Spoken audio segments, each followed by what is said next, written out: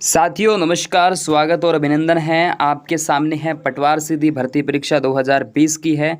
ये दोस्तों परीक्षा संपन्न होती है 23 अक्टूबर 2021 को। द्वितीय चरण आपके सामने। इससे पहले मैंने प्रथम चरण करवा दिया है, जिसका लिंक आपको इसी वीडियो के डिस्क्रिप्शन के अंदर मिल जाएगा दोस्तों। वहाँ से आप अपना जो लेवल मेनली वो चेक कर सकते हैं दोस्तों। पेपर का लेवल आपको चेक जरूर करना है, क्योंकि आपके जो नए ज़िले बने हैं तो वहाँ पर कहीं ना कहीं पटवार मंडल की आवश्यकता है। तो पटवारी की नई वैकेंसी आपके लिए अपडेट हो रही है।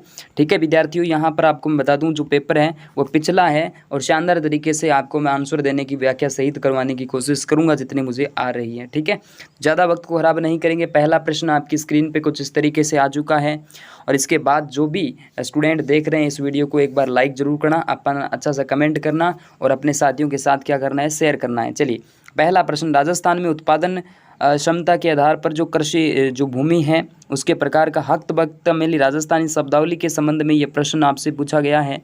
हक्त बक्त का अर्थ जो होता है जो भूमि है हमारी कृषि है उसको एकदम उपयुक्त तरीके से सही करना। ठीक है, यानी ये प्रश्न आपका एकदम करेक्ट और अच्छे से समझ में आ चुका है।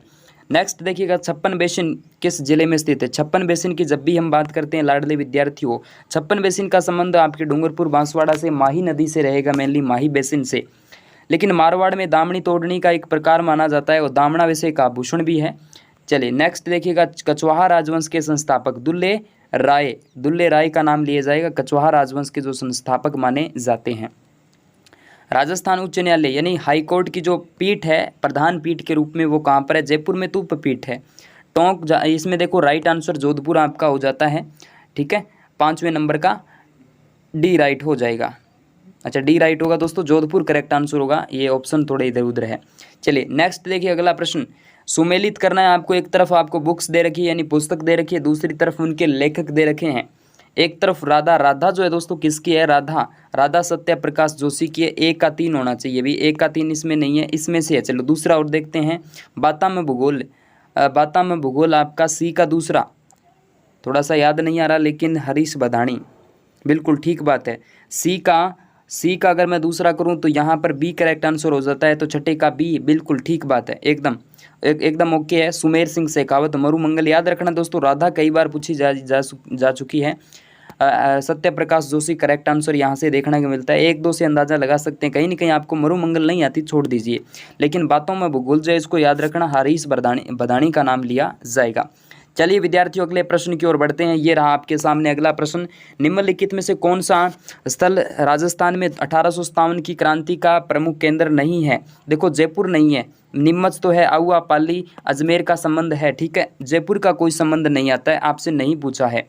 नेक्स्ट देखिएगा, ग्रासिया जनजाति द्वारा किया जाने वाला नृत्य। ग्रासिया जनजाति जो है दोस्तों कौन सा नृत्य करती है, ग्रासियों का संबंध वालर नृत्य से रहता है। ठीक है, ये तो आपके कालबेलिया है ना, ठीक है, ये तो आपके मारवाड़ के अंदर किया जाता है, ये कालबेलियों का नृत्य है, लेकिन वालर नृत्य जो है ग्रासिया जनजाति के द्वारा सिरोही क्षेत्र में किया जाता है। ठीक है, नेक्स्ट देखिए अगला प्रश्न, ये रहा आपकी स्क्रीन पे, निम्नलिखित में से कौन सा जोड़ा गलत है। अच्छा गलत पूछ लिया आपसे, एकलिंग जी का मंदिर उदयपुर, ठीक है एकदम अच्छे से बात सही है। करणी माता का मंदिर देशनोक बीकानेर की नाक के रूप में जाना जाता है, देशनोक है ना, जगदेव भवानी। जीर्ण माता तो सीकर में है, लेकिन करणी माता का मंदिर आपके देशनोक के अंदर बीकानेर। मीराबाई का मंदिर चित्तौड़गढ़ में है, बिल्कुल ठीक बात है, और मेड़ता नागौर के अंदर भी है, लेकिन सूर्य मंदिर चित्तौड़ किले के अंदर है, चित्तौड़ दुर्ग में है, और भी जगह कई जगह हो सकता है, लेकिन भरतपुर के अंदर नहीं है, गंगा मंदिर है यहाँ पर तो। ठीक है मेनली। चलिए नेक्स्ट अगला प्रश्न, यानी सी आपका करेक्ट आंसर। राणा सांगा द्वारा लड़ी गई लड़ाइयाँ का सही कालानुक्रम यानी सही क्रम आपको बताना है, तो 10वें नंबर का जो करेक्ट आंसर कहीं ना कहीं होगा वो आपका कौन सा, खातौली का युद्ध पहले लड़ा गया था, बिल्कुल ठीक है, उसके बाद गागरोन और उसके बाद बयाना, तो करेक्ट आंसर 2, 3, 1 हो जाएगा।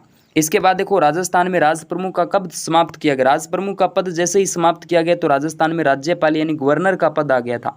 ओके, गवर्नर का पद आ गया था, राज्यपाल गवर्नर, लेकिन हुआ कब था, तो ये दोस्तों आपको पता हो तो 11वीं का करेक्ट आंसर 1 नवंबर 1956 को ये पद जो है समाप्त कर दिया जाता है। ओके, और राजस्थान के प्रथम राज्यपाल गुरुमुख न्याल सिंह का नाम लिया जाएगा क्या, बिल्कुल।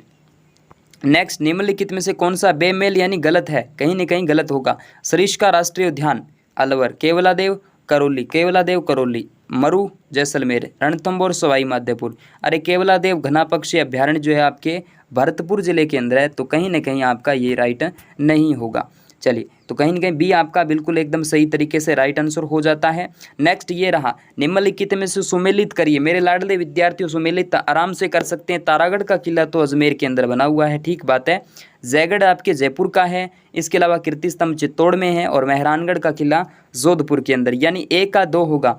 ए का 2 देखो, इस ये दोनों तो होंगे नहीं आपके। इसके अंदर अगर देखा जाए तो डी का फर्स्ट होगा, डी का फर्स्ट, यानी आपका इस ये वाला भी नहीं होगा, तो करेक्ट आंसर ए हो जाता है। ओके, चलिए नेक्स्ट अगला प्रश्न देखिएगा, ये रहा। संत भूरीबाई अलख का कार्य क्षेत्र, संत भूरीबाई अलख का जो कार्य क्षेत्र है वो कहाँ, कौन सा आ जाता है दोस्तों, तो मेवाड़ का संबंध आ जाता है, ठीक है, मेवाड़ का। नेक्स्ट, निमूचना किसान आंदोलन हत्याकांड राजपूताना की किस रियासत, निमूचना पड़ता है अलवर के अंदर, निमूचना अलवर, नींबू चना, ठीक है, अलवर के अंदर। चलिए नेक्स्ट अगला प्रश्न देखिएगा, किसके दरबार में निहाल चंद आधिकारिक दरबारी चित्रकार के रूप में कार्यरत थे।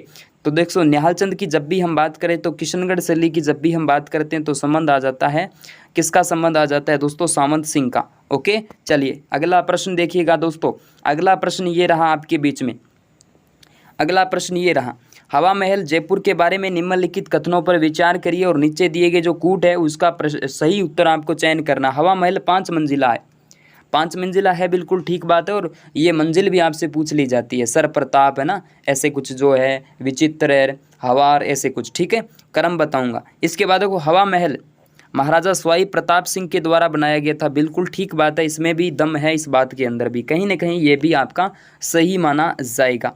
लेकिन दोस्तों हवा महल में 983 झरोके या जटिल डिज़ाइनों द्वारा सजाई गई खिड़कियां हैं, इस बात में थोड़ा सा दम नहीं नज़र आ रहा मुझे। तो कहीं ना कहीं दोस्तों 953 खिड़कियां थी, 83 तो नहीं है।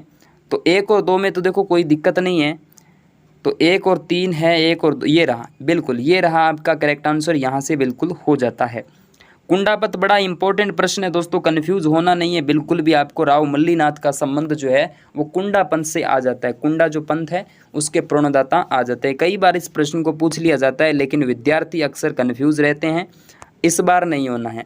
अलवर भरतपुर के जोगियों द्वारा किस प्रकार की सारंगी बजाई जाती है, अलवर भरतपुर के जो जोगी है ना उनके द्वारा किस प्रकार की सारंगी बजाई जाती है। सारंगी अलग अलग आपके पास में आ जाती है, लेकिन जोगिया जो सारंगी है वो अलवर भरतपुर के जोगी यानी मेवात क्षेत्र के जो जोगी है वो बजाते हैं।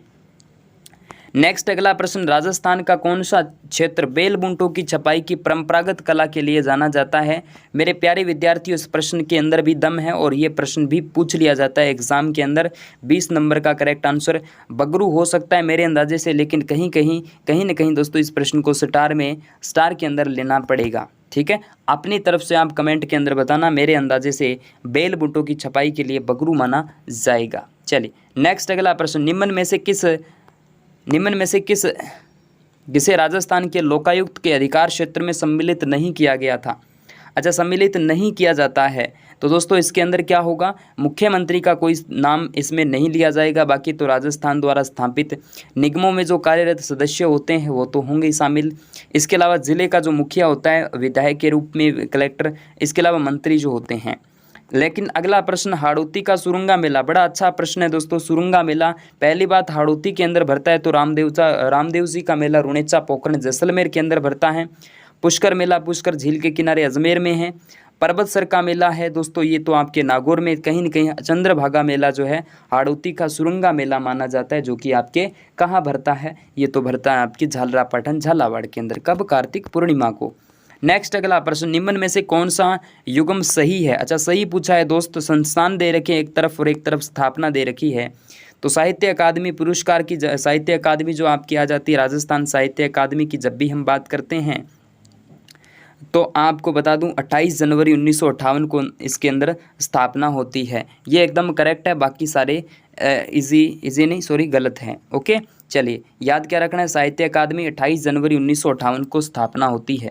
इसके बाद में निम्न में से उस समूह का चयन करिए जिन्होंने 3 या 3 से अधिक अवसरों पर राजस्थान की मुख्यमंत्री पद की क्या ली थी, शपथ ली थी।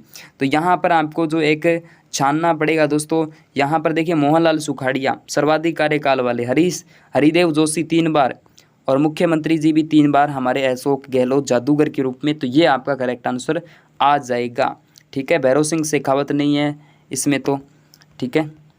इसके बाद देखिएगा अगला प्रश्न, ये रहा बिल्कुल ये रहा, RSHRC के अध्यक्ष की नियुक्ति की जाती है।